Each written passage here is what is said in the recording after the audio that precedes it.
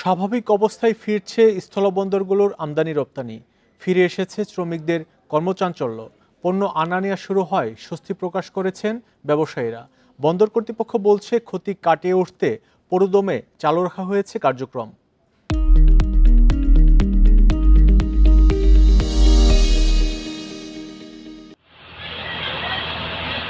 যশোরের বেনাপোল স্থলবন্দরে এখন পণ্যবাহী গাড়ির দীর্ঘ সারি। ৩ দিন বন্ধ থাকার পর চেনা রূপে ফিরেছে বন্দরটি।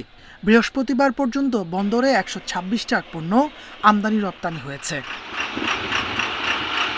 অস্থিতিশীল পরিস্থিতিতে কার্যক্রম থমকে গেলেও এখন অনেকটাই স্বাভাবিক সাতক্ষীরার ভোমরা স্থলবন্দর। বৃহস্পতিবার আমদানি হয় ২০০ ট্রাক পণ্য।